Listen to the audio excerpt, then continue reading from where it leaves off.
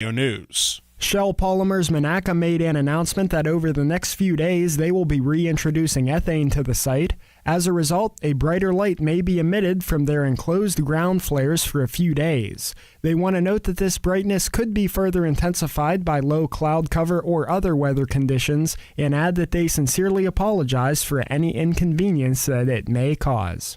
An East Palestine resident is facing charges accused of defrauding Norfolk Southern, according to WKBN Youngstown. It's the latest in a series of cases that police say they've been investigating after Norfolk Southern noticed suspicious expenses. Thomas Burkett, age 62, is charged with theft by deception and falsification. Police say Burkett claimed reimbursement for relocation expenses from Norfolk Southern following the train derailment.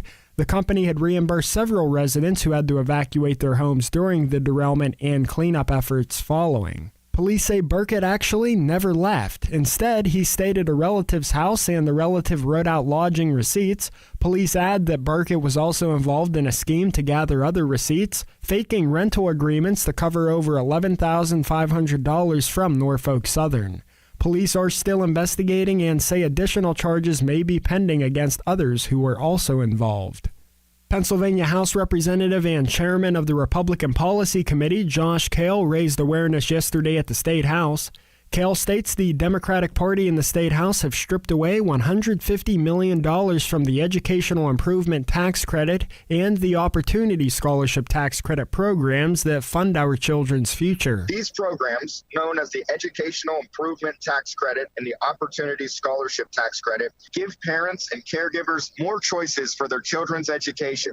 They also grant kids in struggling school districts opportunities to receive scholarships to obtain an education that matches their needs. They support after-school programs and community hubs such as libraries, keeping children safe and engaged in educational activities, and they strengthen our communities. An Aliquippa police officer has been promoted. Beaver County Radio News correspondent Sandy Giordano reports that Aliquippa Police Chief John Lane, in a letter to council, asked for their consideration in promoting Officer Bruce Tooch to sergeant. Chief Lane told council that Tooch has leadership skills, inspires other officers, has had dedication through his tenure, and a strong commitment to public service and integrity. The vote was unanimous to promote Tooch. City Council also approved the retirement of Fire Captain Dave Childs. His last 30 days will be from December 3rd through January 2nd. Light Up Night at the police station is tonight at 6 p.m., and the 2024 budget will be adopted at the December 20th council meeting at 7 p.m. Here's the Beaver County forecast on 95.7 and 99.3 FM, along with 1230 WBVP, 1460 WMBA, and streaming at beavercountyradio.com.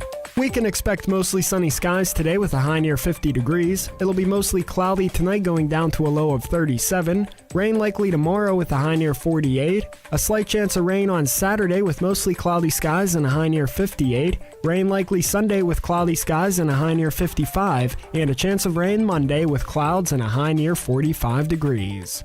That's a look at the news for now. I'm Curtis Walsh for 99.3 FM and AM 1230 WBVP, also streaming live around the world at beavercountyradio.com.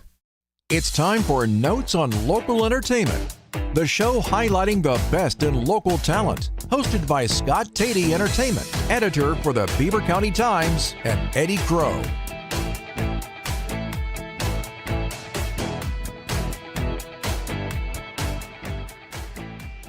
Some of the best stuff that happens here doesn't even happen on the radio. Scott Tatey and I just had a scarf battle out in the hallway.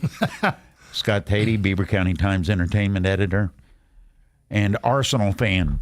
Where's your scarf? You can hold it up on Facebook. Hold it up. Top of the table, Arsenal. First place in the English Premier League as we speak.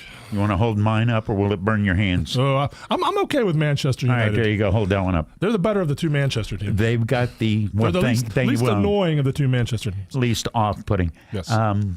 Goal of the year, Garnacho from Man U last weekend. I got to catch up with You look and you go, he's going to try it. No way.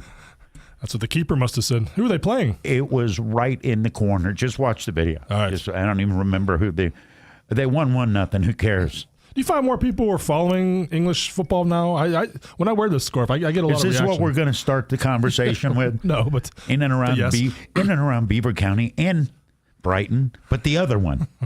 I think that I think it's like a concert T-shirt. If you dig it and you see somebody wearing anything connected to it, like you'd walk up to a stranger that was wearing a scarf or a T-shirt, not Arsenal, but if you walk up to me and you see a Crystal Palace T-shirt on me, you're probably still going to say something. I will, yeah. I think it draws, a similar interest draws that. It doesn't have to be the same team. Beaver Light Up night, a guy came up to me and started pointing at me, and I'm like, why is this guy pointing? What's he? And then I realized, I have my Arsenal scarf on. But what was? But we had a nice team? conversation. That's his team he supports too. Yeah, it's different because it's a niche. I hate to say it.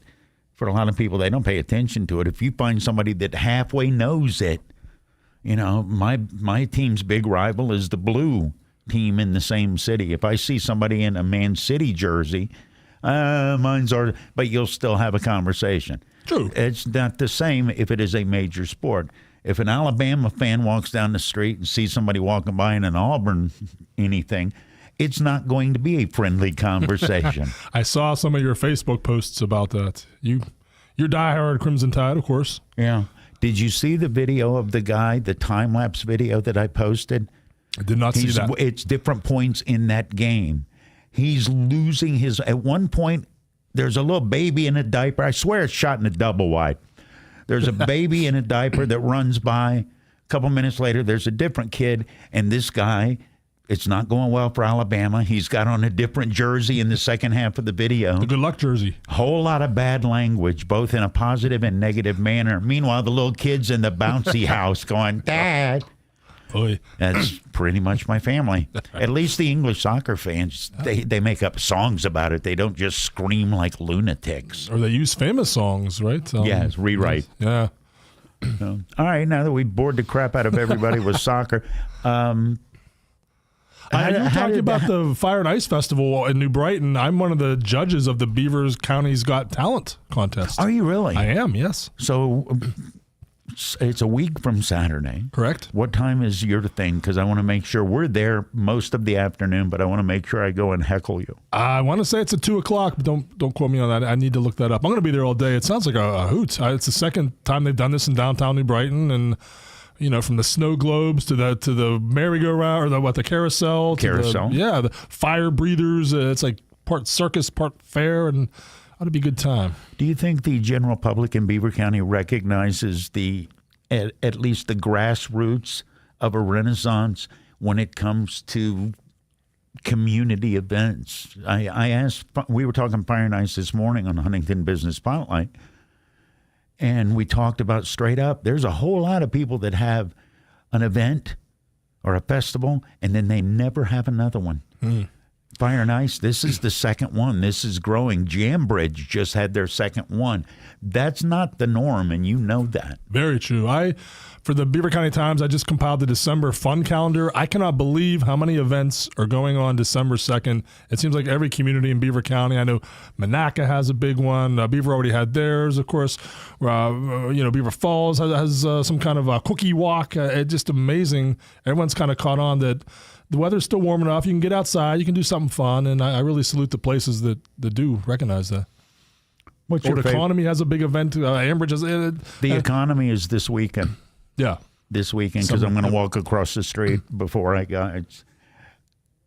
Do you remember, because you grew up here as a kid, I did not, during the downtimes, were these events even possible? They weren't common, and they weren't as entertainment oriented. There would be parades, of course, but I don't remember there being as much live music or the little unique things like the New Brighton event with the snow globes. Where did that come from? So it seems more creative and more about live music, not just a parade. And of course, food trucks are a big thing. People love those, and those pop up, and it adds a different element. There's more cuisine, but I like the places that still support the brick and mortar ma and pa businesses too, and seems to be the right mix for most of these festivals. Are we getting better at that? I'm talking about the supporting the vendors and the brick and mortars, because without, and this came up during the conversation earlier, You can have all the festival dreams you want if you don't have the infrastructure, in part vendors and proprietors and offering things. Oh, well, I'll throw someone under the bus here. I remember back when Rock in the Suburbs first started. That became an 11 years. They ran this great music festival. It bounced around to different locations in Beaver County. The very first one was Bridge Street in Bridgewater, and they closed the street down. And the first one was amazing. They counted about 800 people showed up. 10 to 20 bands played. It was a great scene. Some of the businesses there, again, this was like 2007. A lot of those businesses aren't there anymore, which maybe isn't a coincidence. They complained. How dare no one was coming to my shop because there were all these people outside, and that my regular customers couldn't come. We don't want it here. So they complained about foot traffic. That's what happened. Yeah, they had it there the next year, and then there's so much an outcry. They ended up moving it to Rochester. They ended up moving to Harmony Township. It bounced around to Brighton. All these different places. I could not believe that. And I can see your point. Maybe some customers who were regulars were scared by the size of the crowds. But aren't you also hundreds of people who aren't familiar with your shop or seeing it? They may not need flowers or whatever at that moment, but if they see, oh, there's this cute place I saw, I'd never been there. Next time I need flowers, maybe I'll go back there. I think, to answer your question, we've progressed beyond that. I think more businesses now recognize what you said. Foot traffic is good. It's good marketing. It's people remembering you and telling their friends about you. It might not have them walking in the store that day, but you've been made aware for those people that walked by. Exactly. And just maybe, you're smart, I'm dumb. Let me ask you this. If my regulars can't get in and they're ticked off for one day, ain't I still probably, at least mathematically, got a chance to get more than the regulars lost the other 364 days? Thoroughly, yes. And especially now with social media, you see a business and maybe you're not going in there, but okay, I'll have to look them up later on Facebook, and you're looking them up. Oh, here's what hours they're open. Oh, okay, here's some photos. You get a better idea without ever stepping foot in the store. And if it's something you like, you make it a point to go back there. We go to Beaver Light Up Festival every year. And this past weekend, it was so crowded, some of the stores had lines. Cord and Iron they were taking only so many people at a time to get in. They had a person at the gate, like a nightclub in Manhattan.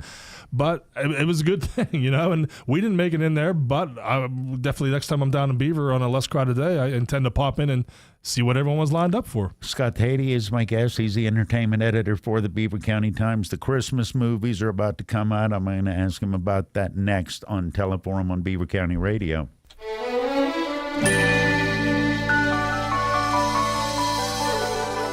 Make the holiday special with a delicious box of chocolates from Roseland Candy Castle in New Brighton. For over 100 years, Roseland Candy has continued to demonstrate unmatched passion for chocolates. Roseland chocolates are made from scratch with only the finest and freshest ingredients. Roseland's has luscious cherry cordials, peanut butter meltaways, chocolate-covered pretzels, and so much more. Come visit the area's chocolate experts in New Brighton. Roseland's will ship their fresh homemade chocolates to your friends and family directly from their store. Order online at roselandcandy.com. And remember, Christmas just wouldn't be Christmas without Roseland Candy. Roseland Candy Castle can ship your chocolates anywhere. Visit them online at roselandcandy.com. Celebrate the holidays with chocolates from Roseland Candy Castle, located on 5th Avenue in New Brighton. Step into the magic of the season at our 7th annual Community Christmas Carol Sing and Light Up Night. Join us as doors open at 2:30 p.m. on December 2nd at Rochester High School for an enchanting afternoon of carols and treats. Start by bringing non-perishables for Families Matter Food Pantry to fill the Frye transportation bus. Activities include a performance by the Beaver Valley Choral Society and Rochester High School Chorus and Band. Holly J. Elf will be passing out candy canes, while Santa, Mrs. Claus, and Rudolph will be waiting for your kids in Christmas Candyland. It's a festive event coordinated by Rochester School District and the Beaver Valley Choral Society and sponsored by Brighton Hot Dog Shop, Rome Monument, and Beaver County Radio. Culminating at 6 p.m. with the spectacular lighting of the Rochester School Building Christmas tree, this magical tradition awaits you. Don't miss the allure on December 2nd at Rochester High School, where the holiday spirit comes alive. When you talk about community involvement and safety, the name Frye stands at the forefront in Beaver County. Frye Transportation's mission is to continue to raise the bar as the gold standard in their industry by providing the safest, most reliable, and cost-efficient transportation service in Beaver County through their strong relationships with their communities, best-in-their-class drivers, equipment, and technology. There's nothing more important than the safety of their students, employees, and community members. Frye Transportation, where the quality of their organization is characterized by the makeup of the individual behind the wheel. In revolutionary times, to be a patriot meant devoting oneself to the greater good and serving one's country in order to preserve the quality of life for everyone. Being a patriot can still bring great rewards in much the same way when you engage with Patriot Home Care in the Beaver Falls area. It can happen as an in-home care and general assistance provider for your loved one, or as a place for you to serve others as a Patriot Home Care employee. Do the patriotic thing today. Call Patriot Home Care, 724-506-8911. Let's all join together to serve the community. Airtime provided by Beaver Area Heritage Foundation. The world is rushing to renewable energy. But why so fast? What will be the unintended consequences of abandoning fossil fuel-based power before we're ready? How will our quality of life be impacted? We are racing down this road, but a new narrative is evolving. Not so fast. Learn how coal contributes to our quality of life at thecoalhardtruth.com. It is Teleforum. I have no idea what has happened today. It's been an absolute blur. Scott Tatey, I know, is with me now. He's sitting right across from me. If you want to see him, go to the Facebook page. This is being live streamed.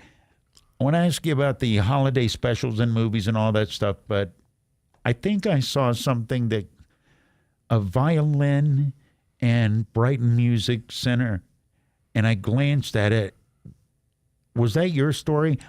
No, someone else wrote it. I'm going to feel like such a jag. Yeah, is that yours? Yeah, really proud of this story we have online today, timesonline.com. You mentioned Brighton Music Center. Yeah. Basically what happened, a violin that was built in the early 1800s was possessed. This guy who was a luthier built them. He lived in near Copenhagen in Denmark. He was a Danish resistance fighter against the Nazis.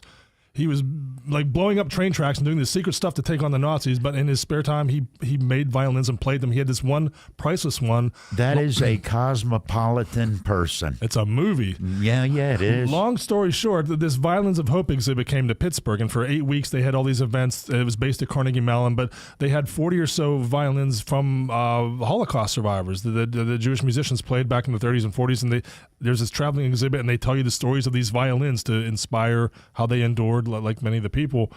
Long story short, the Danish resistance fighter's son knew about this. He showed up at Brighton Music Center one day and said, "Is this violin worthy of this exhibit?" They just had to do a few minor touches of it. Now it's going to be traveling the world in this cool exhibit. But I have a story just about this, how a Beaver County business, played a vital role in this ancient historic violin now having a new life. It's not often I get to write about the Danish resistance, by the way, so I was pretty stoked. No, I'm instantly, when you said that, I'm thinking Steve McQueen in the movie. Yes. All right. That would be real. But you're talking about, that's amazing. And that also tells me, I think you would agree, how important music can be, the threads that it can string together in people's lives. Ooh, strings. I like what you did there. See what I did there? Exactly.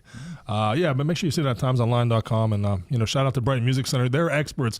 You don't hand over a priceless 200 plus year old I guess going on 300-year-old violin and just you take care of that one, and they knew what to do. They knew what to my Stradivarius, my beautiful Stradivarius. Yeah. All right, do you like Christmas time because of all the movies you get to go see, or do you hate Christmas time because of all the movies that you have to go see? I'm going to say something that's going to shock you. For the first time ever, I finally saw Home Alone last weekend. Never watched it until a week ago. Okay. I avoided it since 92, whatever. And I don't finally know. broke down and said the little kid's like 75 now. It's been a while. It's got Joe Pesci in it. What did you think? Not bad. And now I get the references that people have been making since 1992. I feel a part of the conversation now. I'm going to start dropping lines casually at cocktail parties. Did you wonder what the dad did for a living that the whole family could go on a road trip to Europe and live in that house and still not notice little Kevin? And live in a mansion the size of a block in the suburbs of Chicago? Yes, I did wonder. They never addressed that. Yeah. Dad's a businessman. Oh, is he? Okay, that's a nice warm-up suit you got there. There's a couple pop-up bars locally that are tying into Christmas. Shoe Brew in downtown Zelienople has a Clark Griswold pop-up bar on their rooftop. You go there, they show the movie Christmas Vacation. They have the little, remember what they were drinking the eggnog out of those antlers, those reindeer Yes, shaped. those ridiculous reindeer antler things. Which they have on eBay. I bought them once.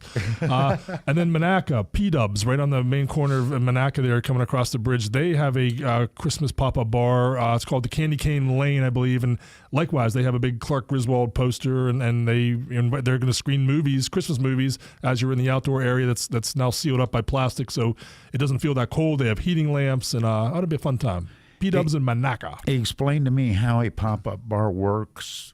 Well, the Bullies does it too. Legal-wise. Well, it's basically just you're taking a new theme and you're diving both feet into it. You're diving head first into it. You're not just saying we're putting up a Christmas tree.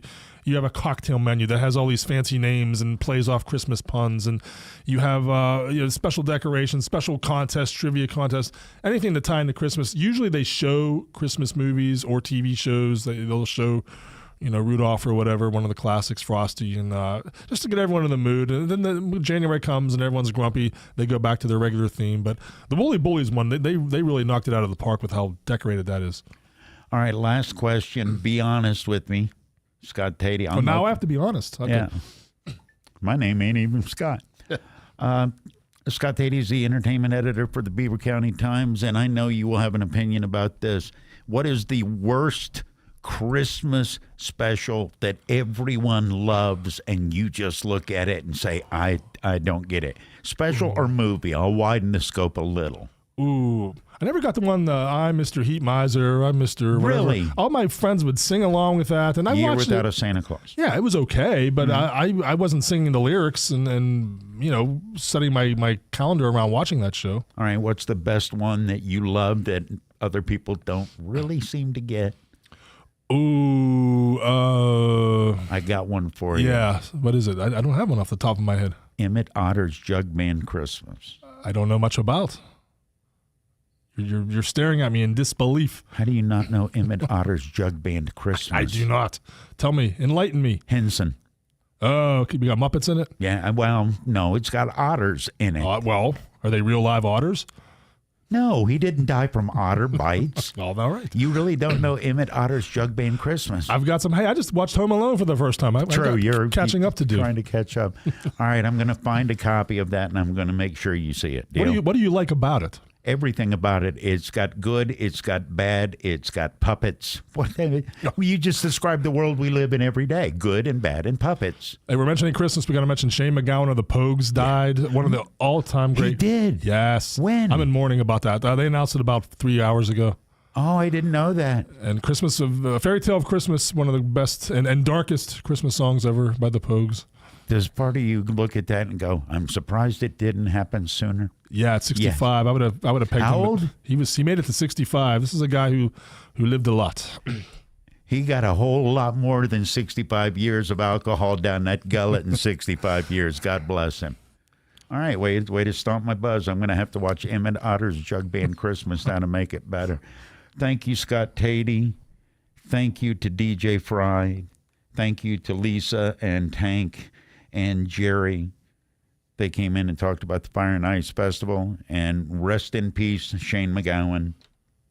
Bummer.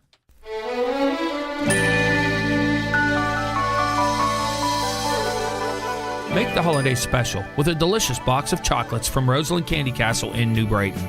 For over 100 years, Roseland Candy has continued to demonstrate unmatched passion for chocolates. Roseland chocolates are made from scratch with only the finest and freshest ingredients. Roseland's has luscious cherry cordials, peanut butter meltaways, chocolate-covered pretzels, and so much more. Come visit the area's chocolate experts in New Brighton. Roseland's will ship their fresh homemade chocolates to your friends and family directly from their store. Order online at roselandcandy.com, and remember, Christmas just wouldn't be Christmas without Roseland Candy. Roseland Candy Castle can ship your chocolates anywhere. Visit them online at rosalindcandy.com. Celebrate the holidays with chocolates from Rosalind Candy Castle, located on 5th Avenue in New Brighton.